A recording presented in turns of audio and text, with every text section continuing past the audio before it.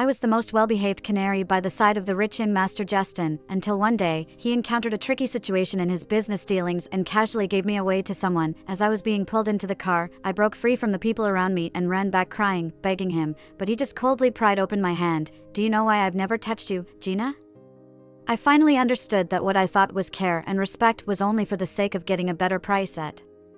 A crucial moment later, the person I followed was ambushed and critically injured. Justin personally came to pick me back. Gina, I'm here to take you back home. I smiled, raised my hand to show him the wedding ring on my ring finger, and then leaned down to lightly kiss my beloved, Mr. Justin. I'm already married. On my 22nd birthday, that night, Justin set off fireworks all night long in Las Vegas for me. It was our second year together and the second birthday he celebrated with me.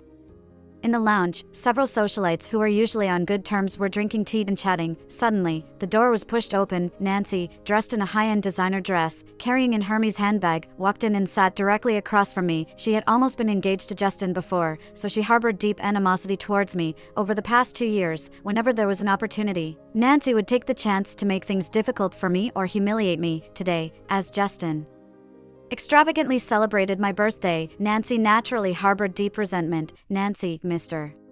Justin is about to come over. Some people were worried that she would embarrass me and tried to smooth things over, but Nancy just smiled slyly, looking me up and down, and said, "That dress looks nice on you today. It suits you." I was somewhat taken aback, as were the others. Nancy's eyes held a deeper smile, but her voice became more friendly. I overheard someone asking Justin earlier, and he personally said that good things are coming your way. Nancy smiled, taking out a small box from her handbag and handing it to me. Gina, this is a birthday gift I specially prepared for you. I was puzzled, but still politely accepted and thanked her. As she left, she said with a meaningful smile, "Happy birthday, Gina." Clutching the box, still trying to process my shock, Justin came over to me. He took off his coat and personally draped it over my shoulders, then grabbed my handbag, causing the other socialites behind us to giggle and cover their mouths. I felt joyful in my heart, linking my arm with his and asking, "Justin, where are we going?"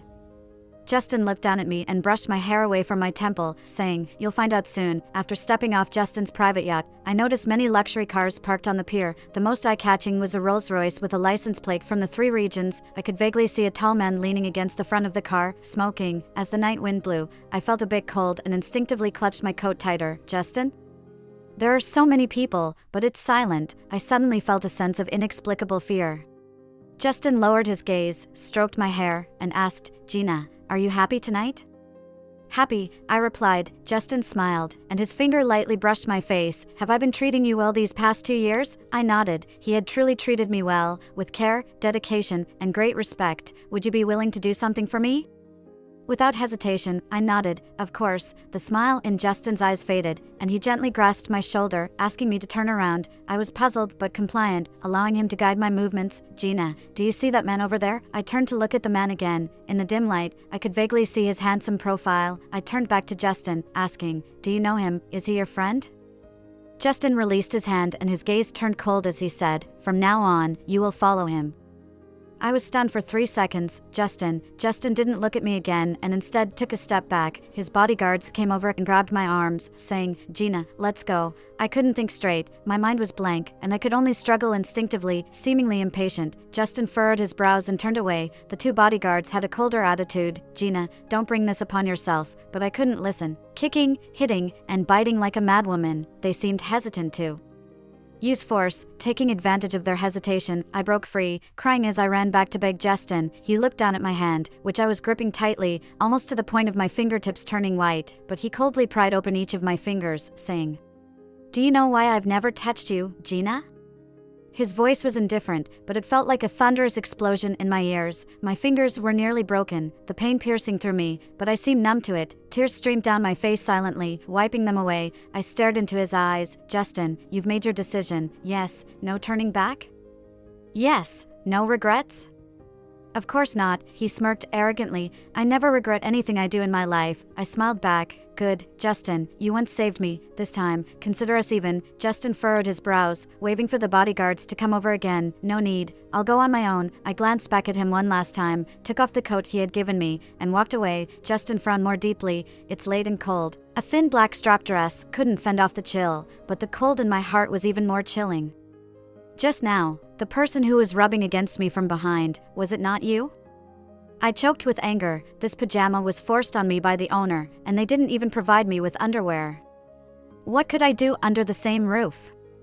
Blow-drying his hair was what he made me do. With his tall stature, I strained on my tiptoes to barely blow-dry it, and as I was about to burst into tears out of frustration, Eric seemed to be even more intrigued. "Gina, you brought this upon yourself by summoning me," he said. When the pajamas were torn off, I turned my face away, bit my lips tightly, and closed my eyes. Justin had never touched me before, and in the past, it was touching and caring to me, but now, it felt more like an unspeakable shame.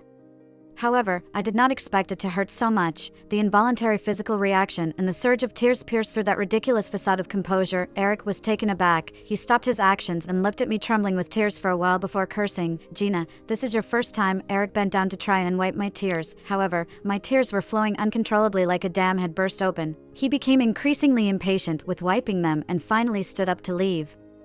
Saying, "All right, fine, I won't do it," I cried and sobbed, with red and swollen eyes, looking at him. "No, Eric, it hurt already. I don't want to hurt for a second time." I thought of that horrifying pain that made my scalp numb, and it sent shivers down my spine. "Don't make me go through pain for no reason," I cried pitifully and helplessly, but Eric seemed amused by my words. He reached out and pulled me back into his arms, saying, "Gina, saying such things to a man at a time like this, you really have no idea how you're putting yourself in a dangerous position." Despite his harsh words, I could clearly feel a gentle change in his approach during the following proceedings, until everything came to an end. I lay on the pillow, not wanting to move, as Eric put on a pair of pajama pants to get some water. He fed me a glass and asked if I wanted to take a shower. I was too tired to move. Eric put down the glass, turned around, and picked me up, saying, "Hold on tight. If you fall, I won't be responsible." I hurriedly clung to his neck. The next morning when I woke up, there was no sign of Eric in bed. I got up, sat on the bed in a daze for a while before realizing that I was no longer at Justin's house, but in Eric's mansion. Justin had given me to Eric, just like giving away an item. I chuckled self-deprecatingly, got up, washed up, went downstairs, and saw a lot of people coming in and out of the living room, making it very busy. "Gina, you're awake?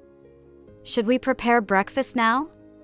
Do you prefer Western or Chinese?" "Mr. Eric has had all the things he bought for you delivered, and you can see if you like them for dinner later." "Bought things for me?"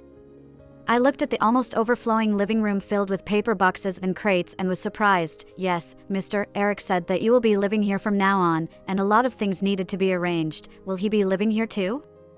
"Of course, whenever Mr. Eric returns from Las Vegas, he will stay here." I stood still in amazement for a while before saying, "Then, please prepare a Western-style breakfast for me." "Thank you." After having breakfast, the staff was still waiting for me to check the additional items that were procured for me. It was a collection of everything needed for daily life. Eric isn't a thoughtful and gentle gentleman. For clothing preparations, perhaps he was too lazy to spend time selecting them. Instead, he swept all the top-tier and off-season clothing brands, filling up the huge walk-in closet upstairs. Skincare and makeup products were also all top luxury brands, not to mention the handbags. There were piles of Hermes bags. But what surprised me the most was the jewelry. There were countless dazzling diamonds in the jewelry box, and there were even 2 red diamonds. It's worth noting that red diamonds are extremely rare, with only about 2 or 3 dozen being mined worldwide. The largest one is no more than 6 carats. "Gina, do you need anything else to be procured?" "It's enough. Thank you. Please convey my thanks to Mr. Eric." In fact, Justin had always been very good to me, and my daily life was already luxurious, but it was never to this extent. I could only attribute it to the conquering desire and competitiveness of men. Perhaps Eric wanted to outshine Justin. Otherwise, there was no explanation for why he would be so generous to a woman he had just met. Several workers moved back and forth several times. They had just finished arranging all these items. In the afternoon, Eric called and said there was a charity banquet in the evening, and I should attend with him. The styling team would be here soon to make me look beautiful. I sat in front of the mirror, feeling like a Barbie doll to be played with. No matter how much the stylists and makeup artists praised me, my mood didn't improve much, even though the dress I was wearing was the utmost top-tier designer, worth millions. Even the string of emeralds around my neck was worth over 100 million, but I still felt somewhat lost. Yesterday, I was still Justin's girlfriend. Today, I had become Eric's woman. Even if I was dressed up beautifully, in the eyes of others, I was just a laughingstock. I could even imagine how those noble ladies and wealthy daughters who used to be friendly to me before would now avoid me and look at me disdainfully, but I had to move forward regardless. At 6 o'clock, Eric came to pick me up. It was still the Rolls-Royce with the number plate 3 that was ostentatious to the extreme. I got into the car, and Eric hugged me to his chest, pinching my cheek. "Why do you look unhappy?" "I'm not, Gina. I'm not blind." Eric, can I not go? Eric, you seem interested in not wanting to see Justin. I lowered my eyes. I just don't want to attend. These events are always boring and the food is never satisfying. Eric laughed at my words. I'm here. Do whatever you want. Eat as much as you want. But the dress is too tight. I was wearing a figure-hugging fishtail skirt, where even drinking water would highlight my small belly. Eric's long fingers fell on my flat stomach, saying, Gina, aren't you tired of living like this? I was somewhat bewildered. Justin had treated me extremely well, almost to the point of spoiling me, but in these 2 years, I had not dared to slack off even a bit. Every part of me was meticulously maintained. You don't have to think about these things when you're with me. Just be happy. Eric glanced at me. When it comes to being pretty, of course, eating well is more important. At the banquet hall, people came over to greet and mingle with us quickly. Eric asked the assistant to take me to the rest area to have food. Although he said I could do whatever I wanted and just be happy, I still couldn't eat much and set the fork down after a few bites. I knew many people there, but as I suspected, no one came over to greet me, and I was content with that. While playing on my phone, Nancy walked over. Gina. Nancy looked down at me with a proud smile in her eyes. I remembered her unusual closeness that day, but it was only because she knew beforehand that I would be given away by Justin. She was scheming to prop me up and then laugh at my misfortune. Is there something you need? Nancy sat down in front of me, appraising me with a few glances before saying, Gina seems to be doing well. I didn't know how to respond and just smiled faintly. Nancy continued, I heard that this Eric is very difficult to get along with. Gina, are you being mistreated? No, I'm not. What do you want to say? I just want to remind Gina that you don't really think Justin will take you back, do you? I looked calmly at her. Nancy, I won't be going back. Nancy was somewhat surprised. What? Have you firmly decided to be with Eric? Gina, let me kindly advise you. Eric is a man who walks on the edge of a knife. Going with him won't end well. Nancy, this is my own business. I stood up. If there's nothing else, I'll be on my way. Nancy also stood up, with a hint of unwillingness in her voice. Actually, Justin really misses you. I smiled lightly and released a sigh. Is that so? Thank you for Justin's concern. Have you really given up on Justin? I didn't look back. Nancy, he was the one who gave up on me first. On my way to find Eric, I ran into a socialite whom I didn't have a very good relationship with before. Gina, you are quite capable, climbing higher every time, garnering the favor of Eric. I am also greatly honored. Don't be too proud. She raised her eyebrows and sneered at me. I look forward to seeing who your next sugar daddy will be. I maintained a calm expression, but there was turmoil brewing inside me. The helplessness and resentment of a fate beyond my control almost turned into a massive, terrifying beast's mouth that swallowed me whole. If Eric got tired of me, how would he treat me? As Nancy had said, he's someone who walks on the sharp edge. His hands weren't clean, tainted with blood. He had half of the Southeast Asian underworld under his thumb. A man like him, with countless enemies, ruthless and cold-hearted. Perhaps my fate would be even more miserable. In that moment, I couldn't help but wonder, would Justin, if he had even an iota of affection for me, give me away to Eric? Clearly, he wouldn't. Perhaps in his eyes, my life and death were as light as a feather. As the banquet progressed, I found it increasingly difficult to muster any enthusiasm. Standing by Eric's side, those people seemed respectful to me on the surface, but as soon as they turned away, the disdain and scorn in their eyes were unmistakable. Are you hungry? Eric sat on the sofa, pulling me into his arms. In the dim light, I shook my head, gazing quietly at his face, young, handsome, fierce, extravagant, and arrogant to the extreme. Despite being tender towards me now, he could easily turn hostile. Eric, I decided to touch his sore spot once, relying on the fact that he still had an interest in me. Even if I offended him, at least I wouldn't die on the spot. Maybe, just maybe, I could still find a way out. A man like him is as good as his word. What do you want to say? Someone just mentioned waiting to see who my next sugar daddy will be. Just as I was about to answer, the hand that had been caressing my waist suddenly tightened. I winced in pain but continued to ask, Eric, would you give me away? Like how Justin gave me to you. Would you give me to someone else? Eric looked at me, smiled slowly. His smile was audacious, rebellious, yet tinged with a touch of disdain. Gina, a woman has never been a man's possession. Men who trade women for benefits are nothing but trash in my eyes. Are you comparing me to Justin? Are you insulting me? I didn't mean that. I'm just afraid that you might grow tired of me one day. I looked at him, tears welling up in my eyes. I knew that I looked the most beautiful and pitiful like this, eliciting care from others. I also knew that playing such manipulative games was truly despicable, but I had no other choice. I just wanted to find a way out for myself, scared that I'll grow tired of you. Eric looked at me teasingly, his rough hand patting my buttocks lightly. Then just behave in bed and keep me pleased. Isn't that enough? Eric, I was both angry and embarrassed. Giving him a resentful glare, Eric seemed to be in a good mood and indulged me. Don't worry, I won't give you away. You are mine, Gina. Even in death, you'll be a ghost of our family. I was sure he was only joking. After all, men's words were deceptive. Moreover, there was Justin as a cautionary tale, but Eric didn't seem to be trying to deceive me. A month later, I received a diamond ring that was almost big enough to crush my fingers. Eric had climbed up from the bottom and had always believed that the most expensive was the best, but I really couldn't wear such a ring out. He reluctantly compromised and chose a pair of the most plain couple rings from a luxury brand. Gina, if you dare to take off this ring, I'll kill you. I glared at him, but obediently wore the ring. I carefully kept the large diamond ring that looked like a sugar cube in a safe place. Eric seemed to be in a good mood. Next month, I'll take you out. Where? To see my parents. Should I prepare gifts for them? You don't have to. They passed away 10 years ago. Eric pulled me into his arms. Gina, after meeting my parents, you will be the daughter-in-law of our family. I was extremely surprised, never expecting Eric to say such words. Not because he was afraid I would be given away. He pinched my cheek. A daughter-in-law will never be given away. Now you can rest assured. After being with Eric, I had never thought about meeting Justin again, after all.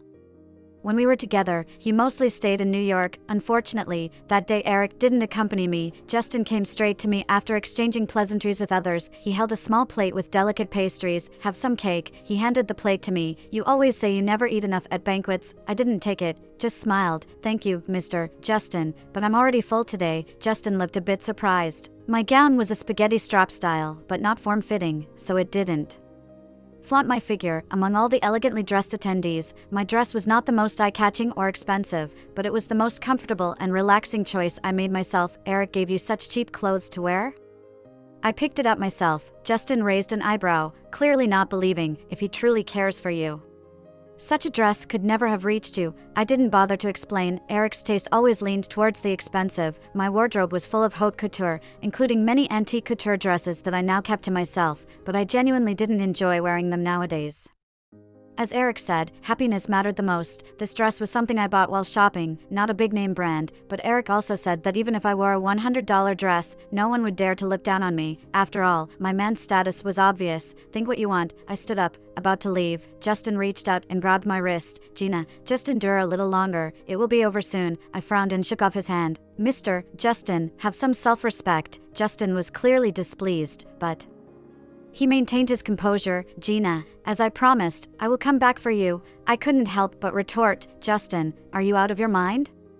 If you are sick, go see a doctor. Things that are given away don't have a reason to be taken back, especially people. Or do you think I am always a disposable object in your eyes? If you think Eric has any sincerity towards you, he just wants to use me against you. How he treats me, I understand better than anyone in the world. Gina, you are truly naive. Justin smiled arrogantly. In any case, what's mine will always come back to me, including you. Eric soon found out about my meeting with Justin. That night, he returned early, smelling of alcohol, clearly in a terrible mood. I was at the dressing table, taking care of my skin when he barged in, rudely throwing me onto the bed. Eric, I barely had time to speak before Eric fiercely kissed me. With one hand, he tore apart the intricate lace nightgown, his movements forceful and heavy, devoid of his usual gentleness. I had an inkling of what might be happening, so I didn't resist, obediently allowing him to kiss me. Gina, Eric gripped my wrist, pressing it against the headboard. His eyes held a ruthless and terrifying glint as he stared at me intently. Don't forget who you belong to now. I hadn't forgotten. I spoke softly, trying to appease him. Today was just an accident. I didn't expect to meet him. He said he would come to take you away. I won't go, Eric. I won't go with him. My voice was calm, unnervingly calm, yet it carried a comforting tone. Eric's emotions seemed to calm down slightly. He released my wrist, his rough fingertips lightly caressing my temples and the corners of my eyes. Is there anyone else in your heart? I didn't answer immediately. After a few seconds, I shook my head. No, truly, there is no one else. Even if I am humble, even if I'm insignificant, I still have some self-respect. I won't degrade myself to that level. Is there someone for me? I was surprised he would ask me such a question. For a moment, I even thought, was he jealous? Don't daydream, Eric. Eric suddenly tightened his grip on my waist. I looked at the man in front of me, his eyes filled with a hint of anger, but it seemed more like he was upset with himself, upset for asking such a childish question. I couldn't help but smile, then tilted my face up to lightly kiss him. Can you guess? He furiously slapped my buttocks, but then continued to kiss me until he stopped at the small scar on my abdomen, kissing it softly. Does it hurt? Not anymore, it was just a minor surgery. Besides, it's been over a year, yet Eric continued to caress it carefully. Why did it leave a scar? I think I'm prone to scarring. It was strange. The wound took a long time to heal and got infected a few times. It took more than a month of back and forth before it completely healed, leaving a scar. I won't let you have another scar on your body again, suddenly Eric said, touching a soft spot in my heart. I was moved. Eric stroked my hair, leaning down to kiss my neck. Gina, you belong to me for life. I didn't expect Justin's words to come true so quickly. The matter of Eric taking me to visit his parents' graves was only known by a few of his brothers and me, but somehow, word got out. Soon after we bowed at the graves, we heard the deafening sound of helicopter blades. Eric's parents came from a scholarly family. They were calm and low-key. They must have never wanted to see their son on a path so different from theirs. That's why Eric always came back quietly, without any fanfare. However, this time he was at a distinct disadvantage. I hid behind his coat near the gravestone. From initial shock to the final acceptance, I was calm to the point of numbness. All of Eric's subordinates were dead. He was forced in front of his parents' graves, with no way out. His black clothes were soaked in blood, and he leaned against the gravestone, unable to get up. I got up from the ground, took off the coat, and covered him with it. His face was covered in blood, and with some difficulty, he opened his eyes. Gina. I reached out to wipe the blood off his face, but he used all his strength to grab my hand. Scared? I shook my head. Eric closed his eyes. And after a moment, he seemed to gain some strength. He pushed me away slightly, took off his ring. I didn't understand, but Eric focused on my ring finger. Gina, take off the ring. His voice was hoarse, and he coughed violently, spitting out blood. Eric, I leaned over to help him wipe the blood, but he pushed me away again. Gina. Just then, I heard Justin's voice. The cemetery was eerily quiet. I could even hear the sound of the wind rustling through the treetops. Eric was coughing up blood non-stop. On the verge of losing consciousness, I stiffly turned around and saw Justin descending from the helicopter, taking off his sunglasses and handing them to someone beside him. He carried himself with an air of arrogance, looking down at me with a determined smile in his eyes. Gina, I've come to take you home. He walked over to me and extended his hand. His hand was clean, without a trace of blood. He looked so pleased with himself, unlike Eric at this moment, disheveled and covered in bloodstains, but I didn't reach out my hand. I even took a step back. Justin's brows furrowed slightly. Gina, come here, he said in a gentle voice, showing no impatience, but I shook my head. I leaned against Eric, softly pressing my face against his blood-stained arm. Justin's expression turned dark in an instant. Gina, Eric won't make it through today. I smiled, raised my hand to show him the wedding ring on my ring finger, then gently kissed my beloved. Justin, you see, I'm already married. Justin stepped forward and grabbed my wrist. Don't be foolish, Eric is about to die. Is it worth it to die with him? How long have you been with him? Gina, you are willing to go to such lengths for him after only a few months. We are husband and wife. If I am alive, I am his daughter-in-law. If I die, I am still his ghost. Tears welled up in my eyes as I smiled. Justin, you don't understand. Because he grew up without a family, as an orphan, you wouldn't understand how people like us long for stability, because we've been deceived and used before. So when someone keeps every promise to you, you can be so moved. Eric and I have only been together for a few months, but he gave me a home, gave me a stable and respectable identity. I no longer have to wake up from nightmares, no longer have to worry about being treated as goods to be sold. For someone like me, nothing is more touching than stability. Gina, I thought you were just being deceived by him. Justin quickly regained his composure. It's okay, I have the time and patience to change your foolish thoughts. He gestured for his bodyguards to take me away. I held on to Eric's arm tightly, refusing to let go, but it seemed like history was repeating itself. The night Justin sent me away to someone, I clung to his sleeve, begging him. He peeled off my fingers one by one. His indifference was chilling. Now I don't want to return to him. I want to die with my husband. Yet again, he pried my fingers open one by one, forcibly bringing me back to him. It has always been like this, always, in his eyes. I'm not even a person, but try as I might, I couldn't break free, even in the end. Crying and struggling until my voice was hoarse, I passed out and was still forcibly taken onto the helicopter by Justin. When I woke up, Justin calmly said a few words to me. Gina, why do you persist like this? Even if Eric hadn't died, there was no chance for you too. Do you know why I could find his whereabouts so quickly and take action?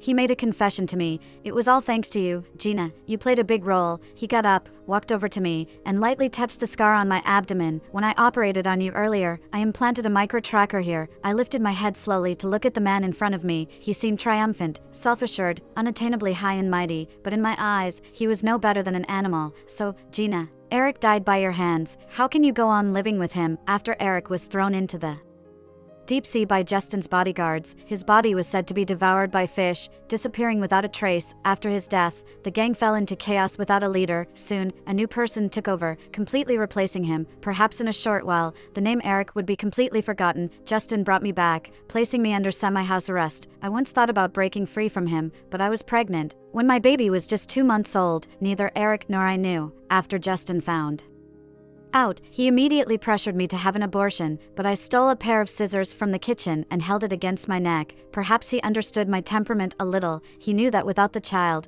I couldn't go on living. In the end, he gave up on this decision. When the child was 4 months old, Justin came back drunk one night, insisting on entering my room. I stabbed his arm with the scissors. Gina, he covered his bleeding arm, staring at me without blinking. Have you truly fallen in love with Eric? I didn't answer him, just sat on the carpet holding the scissors, clutching my stomach. Have I not treated you well enough, Gina? I even tolerated Eric's illegitimate child. You don't deserve to mention his name. Justin became furious. Gina, do you think that without my protection, you and the child can survive? Eric had made countless enemies during his lifetime, many who wished for his demise. If not for me, you would have been humiliated and tortured to death. Do you think I want to live? I coldly laughed. Justin, if that day in the cemetery, you had let Eric and me die together, I might not hate you so much. You truly are insane, he sneered. What has Eric done to deceive you, Gina?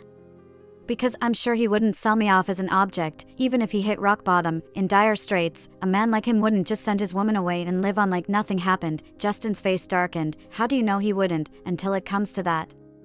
How do you know he wouldn't?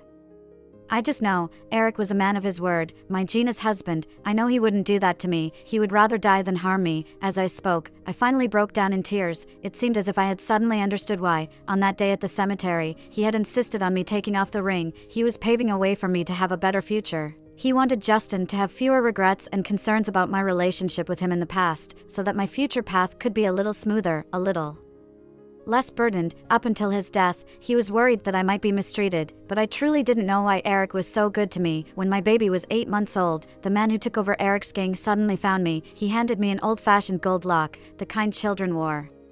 It was something Eric always carried with him. He didn't have a chance to retrieve it later, so it stayed with me. I was even more confused, but he handed me the lock, saying, "Big sister-in-law, this is yours, the one you gave to Eric when you were young." I was even more bewildered. Eric had been abducted as a child, rescued, and briefly stayed in a welfare home for half a month. You were also in that welfare home at that time. He was traumatized, having nightmares every day, and it was you who stayed by his side. When his family finally took him back, he gave you the jade pendant he wore around his neck, and you gave him your little gold lock. But I had no memory of this at all. As I held the gold lock, my memories were a blank slate. I had no recollection of the jade pendant Eric gave me either. Eric said he had found out that later on, you were adopted by someone who treated you poorly, often physically abusing you. Once, when you had a high fever and almost died, the director of the welfare home took you back in. Perhaps the jade pendant was lost in that home, and due to that fever, you forgot many things. Later on, trouble arose in Eric's family, and he was forced to flee to Southeast Asia,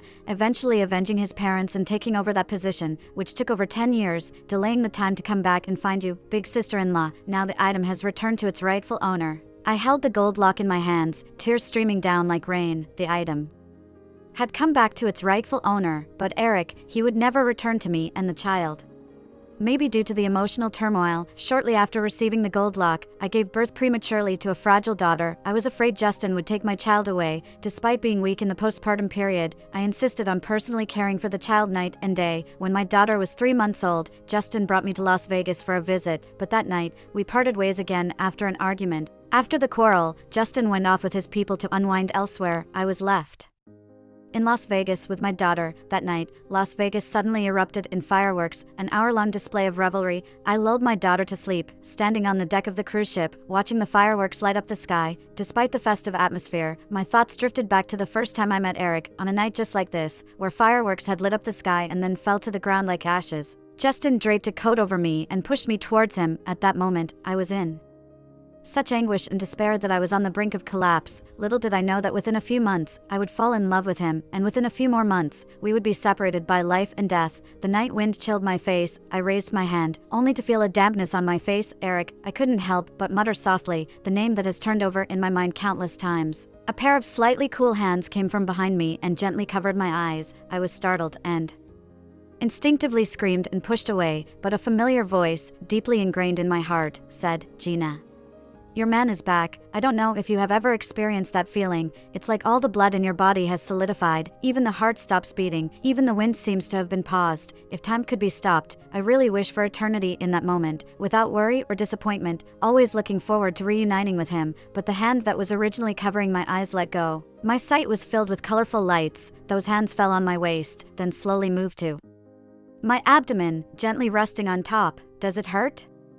I nodded hard, tears falling endlessly. "It hurts. I'm sorry. You said not to leave a scar. It's my fault. But I've only just become your daughter-in-law, and now I'm a widow." I finally cried loudly, pounding the arms that were embracing me. "Eric, I hate you. I hate you to death." My tear-streaked face was gently held in his hands. The familiar touch fell on the corners of my eyes. He wiped away my tears. But my tears couldn't stop flowing. Eventually, he had no choice but to lower his head and kiss me. "Eric," trembling, I touched the scar on his forehead, the one on his jaw, twisted, protruding, ugly, but a scar that made my heart ache. "Eric, does it hurt?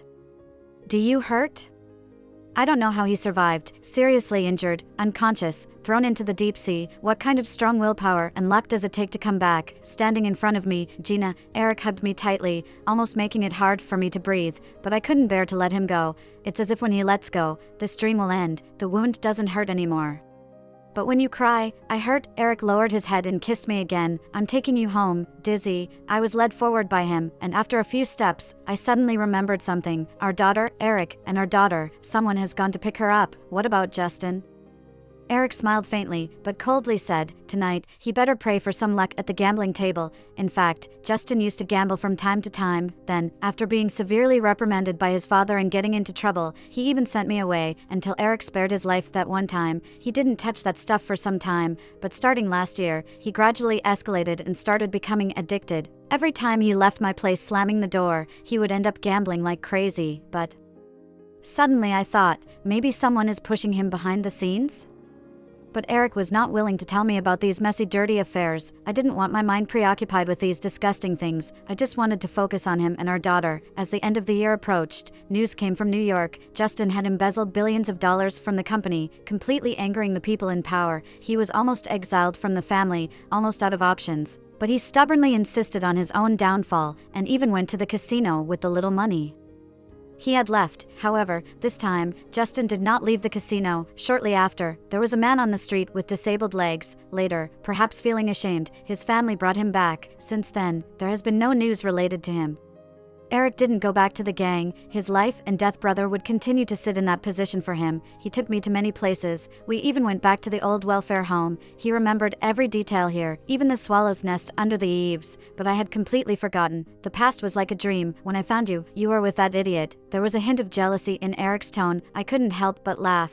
"He saved me once, but you also loved him. When you're young, it's easy to confuse gratitude and love. Anyway, I don't like him." "Eric," I turned around, embraced him. "I love you." He was taken aback for a moment, seeming a bit uneasy, cleared his throat, but then he hugged me tighter. "I love you even more." Eric raised an eyebrow, bent down and kissed me. "Gina, Eric loves you very much." I couldn't help but smile, on my tiptoes responding to his kiss, but in the end, I gently kissed his scar. There was a moment of resistance from Eric, wanting to push me away, but I held his hand. The sun was shining brightly. It was the best moment of the day. Our daughter ran over unsteadily, then suddenly stopped. She covered her eyes with her chubby little hand, then opened her fingers to peek and laughed. So adorable. I laughed too, leaning against Eric's chest, gradually laughing as loudly as our daughter. This heart finally landed, took root, and sprouted, and no longer wandered like before. In this life, I have no regrets.